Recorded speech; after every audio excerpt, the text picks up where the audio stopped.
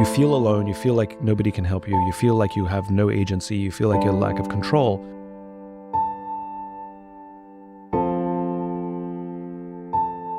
And the first thing that a lot of us should do is reach out to a friend and say, I'm struggling, or I need help, or I'm lonely, or I'm depressed, or I'm sad, whatever the feeling is. And that person, do your friends, do your colleagues, do your teachers have the skills to know how to hold space? So the first mistake people make is they try and fix. Don't try and fix. It's not a fixing thing, you know? It's like I had a bad day at the gym, nothing to fix. Nothing to fix. But then do you know how to listen? Do you know how to hold space? And I think one of the reasons more of us are struggling with mental fitness is because we ourselves lack the skills to help our friends who are struggling with mental fitness. And the more that we as a society are equipped to help each other, the more that there are other people there to help us. My rule is no crying alone. My close friends all know this, and we all obey it.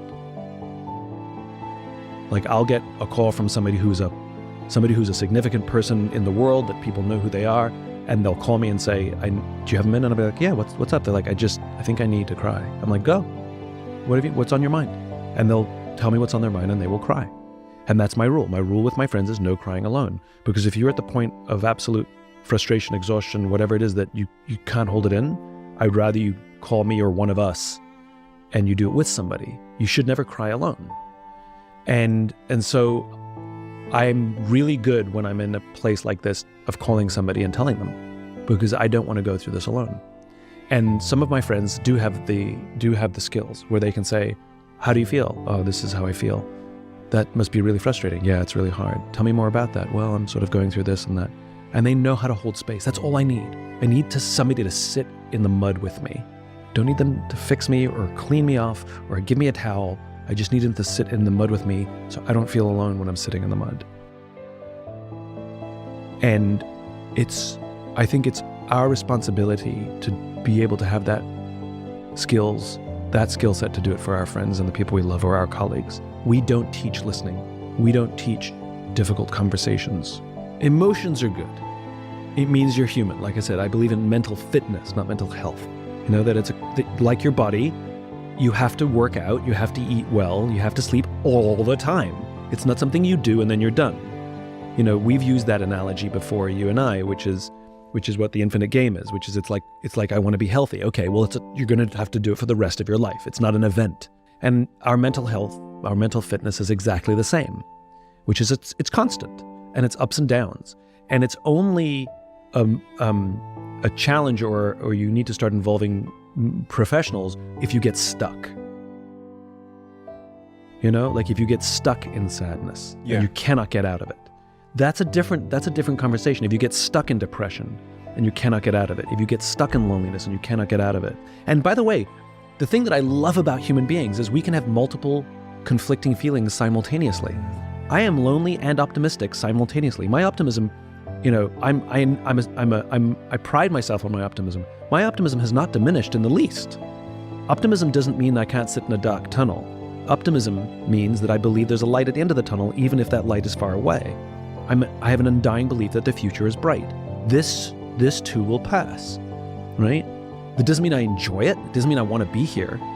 And I can be excited and I can hang out with my friends and I can have an amazing time with my friends and then go home and still feel lonely. Like, you can have simultaneous and conflicting feelings. That's allowed. In fact, it's normal.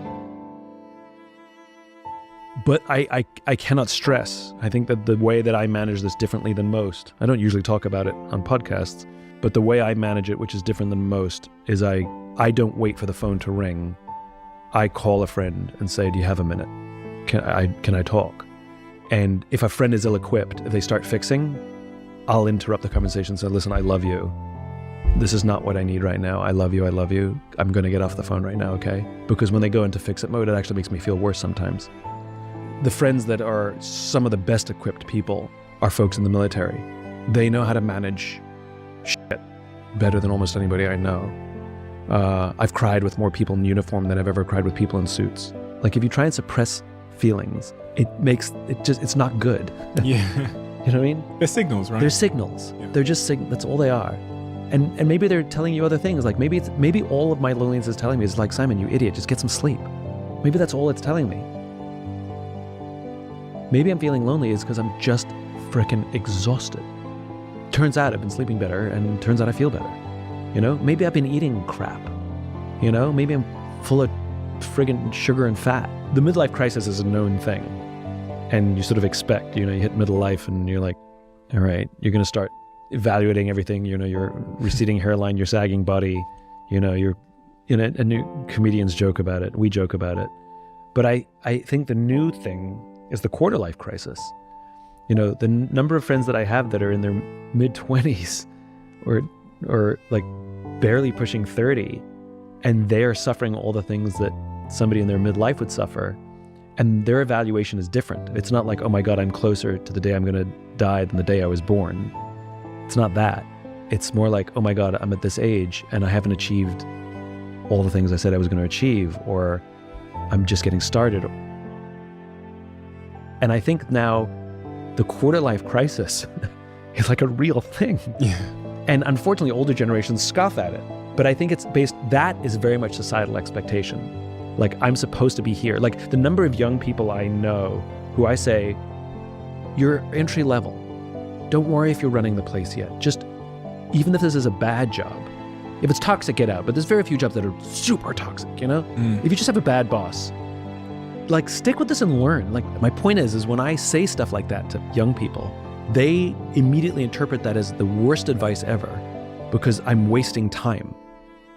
Or take a gap year. I can't. I'm wasting time. Like, wasting time from what? Like, what race are you? Who are you comparing yourself to? What standard? I won't achieve the thing by what? Like, what imaginary scale are we working on here? But there is this very clear imaginary scale by which young people are pegging their life against. And the only thing I can offer is my own experience. I've used this analogy all the time. Like, I will tell you how to get into shape. I will tell you have to exercise 20 minutes a day every day. You have to eat healthy, and you can only have sugar on days that start with S. Treat sugar like a recreational drug. And if you do these things 100%, you will be in shape and you will be healthy. 100%. But the problem is you have to do it. And somebody will say, well, when will I be in shape? And the answer is, I don't know. 100% it works. I don't know when. Passion isn't some manufactured thing, right, where you sort of find the passion and do what you're passionate. Passion is an output, not an input. And what we hear is somebody finds an obsession for something, and that then becomes their passion. And the same is definitely true, I'm sure, for you, and definitely true for me. So the thing that I'm sort of obsessing about right now is friendship. There's an entire industry to help us be better leaders. There's an entire industry to help us be better parents. There's an entire industry to help us eat better, exercise better, sleep better. And yet there's barely anything on how to be a friend.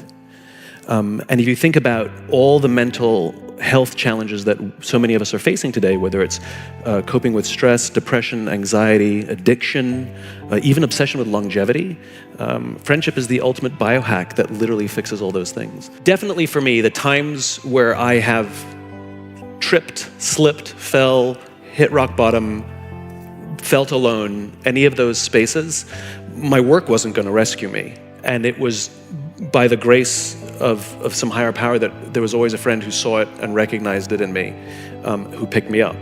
And so I realized that we talk about investing. We talk about, and this is a different kind of investment. If we have close friendships and if we live in community, perhaps we're less susceptible to all addiction. And I know that there's a lot being talked about the addiction of social media, the addiction of cell phones, which is true, which is true. It is a highly dopamine-producing device, that it's causing loneliness. And I would argue that if we worked on the friendships, and more important, if we taught our children how to be friends, that perhaps they are less likely to get addicted. And I think, so when you talk about what's the global responsibility, we're teaching people how to do everything. We're finding the hacks for everything. The one thing we aren't doing is the old-fashioned, hard, slow, thing of making friends. We don't build trust by offering help. We build trust by asking for it. Because, and I'm sure everyone in this room has had this experience where someone was in pain, didn't call you for fear of bothering you or interrupting you. And then you find out once they're okay, and again, I'll just speak from personal experience. A friend of mine went through something. He wasn't completely out of it, but he was doing better. And I'm like, haven't talked in a couple of weeks. And he sort of like slowly started to say, I've been struggling. And I said, why didn't you call me? He says, I didn't want to bother you. And my immediate reaction was, you asshole. How dare you be so selfish to deny me the honor of being there for you in your time of showing up for you. And that's what it is. It's the incredible, that's when you know a friend is a friend. It is an absolute honor to be there at the time they least want to call you. I don't think I've ever heard a serious discussion about understanding a 20-something-year-old virgin who lives with their parents and without a job, and as it connects to global terrorism, or the moving to violence to solve my problems. And especially if you come from a shame-based society. And when you find other people who are suffering what you're suffering or who get you, it's incredibly compelling, and you feel seen and you feel understood. And the work of Dia Khan, the British documentarian, she talks about this, whether you're talking about white supremacists or we're talking about jihadis, they are not driven by hate, they are driven by love. And her work is all about it. And this is what we don't understand, which is it's people who are missing love, desperately looking for love, and desperately looking for belonging. And in the world today, I think there's been a total loss of idealism. Our leaders used to talk about world peace and peace on earth. You and I having a conversation about world peace right now would sound cheesy and corny and weird. And I think there's been a loss of idealism. And when there's a loss of idealism and something to feel like we belong to larger than ourselves, larger than our nation, larger than the work that we do, if that's missing, we still look for that. We still look for that belonging, but unfortunately we find it down here. And I think we're witnessing the loss of idealism in the world right now, how we're finding community at low levels and tearing each other apart. It is more amazing to have an amazing experience with someone than by yourself. You can go do by yourself and say, look what I did, versus do you remember that time we did that? And I think that we, especially for leaders, and I think leaders bear greater responsibility because people follow their leaders. So goes the leader, so goes the organization. So goes the leader, so goes the country, always. So goes the parents, so go the children, right? Put your phones away, mom and dad are on their phone the whole time at dinner, right? And I think if the leader publicly said, I just want everybody to know it's Monday, Friday I'm leaving a little early, it's my friend's birthday and we're gonna go celebrate, you'll find people prioritizing their friends more. I think it's a leadership problem.